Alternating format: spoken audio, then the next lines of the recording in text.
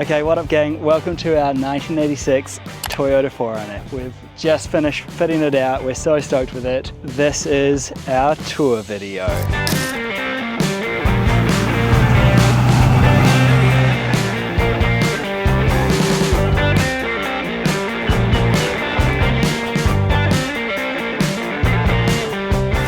Let's have a look what's under the hood. All right, under the hood, we've got a 2.2 litre petrol carbureted engine. It's a little bit dirty because we just did some off-roading. We've upgraded the points distributor to be an electronic distributor. We've added an engine guard. We've upgraded the brakes to later model surf model. Gives you a much nicer pedal feel. Let's try saying that one quickly. We've replaced all the filters, given her a full service. She's basically good to go.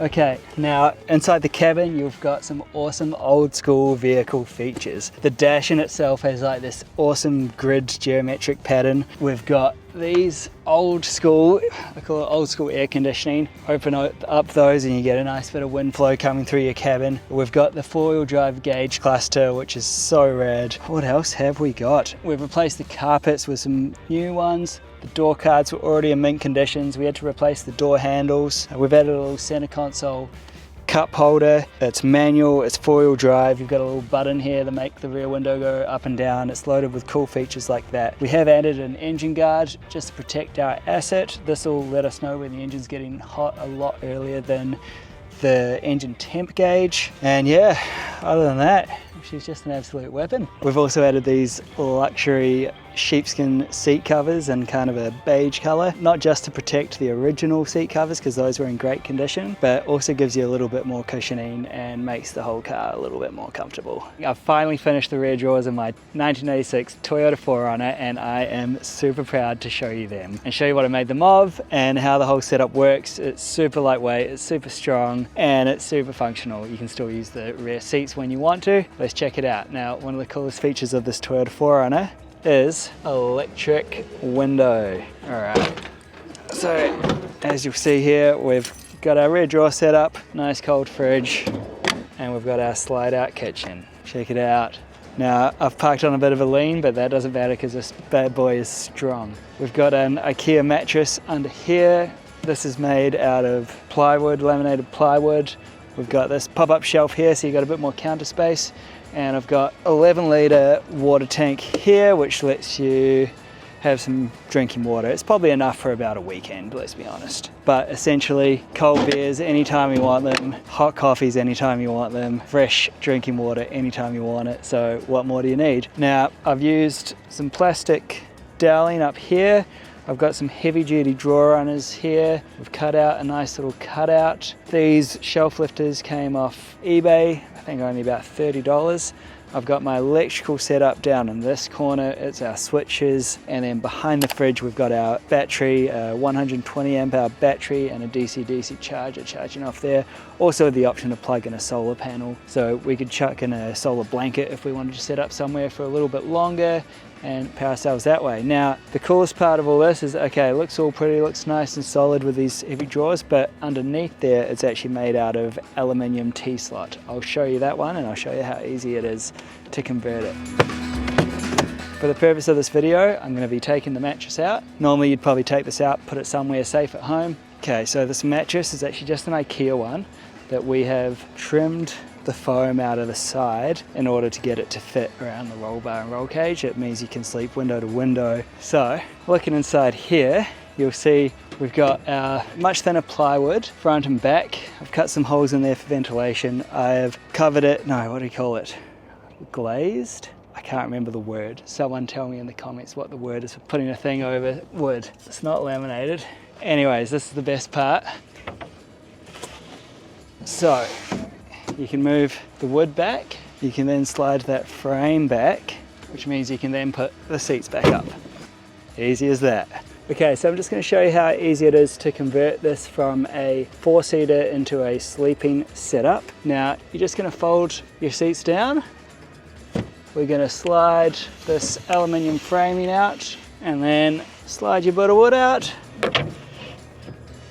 Voila, chuck your mattress on, you're good to go. You might also be wondering about the sort of wasted space underneath the bed here. Actually, we can use that You just lift up the mattress and chuck whatever you need under here, and you get a little bit of extra storage out of your car. Maybe not things you're going to use every day, but like snorkel gear, camera gear, all that sort of stuff. And if you're curious about what the skeleton looks like underneath, this is basically it. It's just a couple of pieces of aluminium T-slot holding the whole frame together. It's probably a little bit overly braced, but that thing is sturdy as. I can lift the whole frame, not with the fridge or battery attached of course, or the drawer, but the whole frame weighs, I don't know, maybe 8 kgs. So then you just add in the weight of the fridge and the drawer and the battery, and that's literally it. It's a pretty awesome material to work with. I'm super stoked how it's turned out. Yeah, let me know if you got any questions on working with aluminium T-slot, where to buy it in the Brisbane Gold Coast area, or how I designed it. I used an online program to design it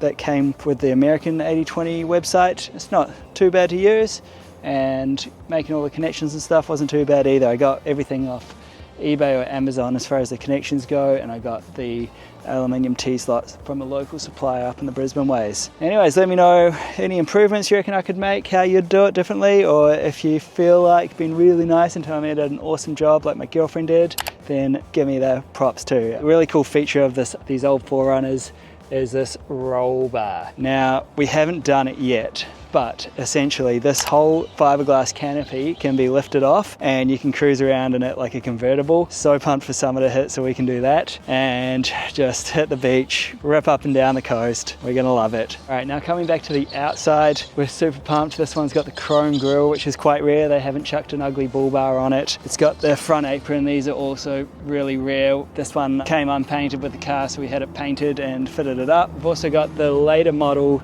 Toyota Surf wheels. Now I got these sandblasted, painted them with a Raptor coat, and we chucked these BF Goodrich all-terrain KO3s on it, which have been a dream to drive, not just on-road but off-road too. They go great in the mud and up dirt trails and all that. We're about to take it for a big trip, so you can follow along with that one. It's got the original stripes, a little bit faded, but not gonna lie, kind of like the faded look. That's it. Now you can't chuck roof racks on these very easily, because as you can see, the sill at the rear is on the fiberglass canopy, which means it's made of fiberglass, so it actually can't support any weight. It's just for looks. Apparently if you do try and chuck a roof rack up there, it's not going to last long. It's going to fall down. Got these sliding windows out the back. Obviously they're a little bit stiff with age, but you can get through them. No central locking, but big upgrade from the vans. Power steering, baby. It's got aircon. It's got a few more of those little creature comforts that we love. Okay, that's our Toyota 4Runner. We're going to be taking it on some awesome adventures while we build our big lap of Australia vehicle, so make sure you hit like if you liked this Toyota 4Runner. We're going to have another video coming out with 3 essential upgrades that you need to make to your Toyota 4Runner, and hit subscribe if you can to follow along on our adventures and our big build on our big rig for the lap of Australia. See you out there.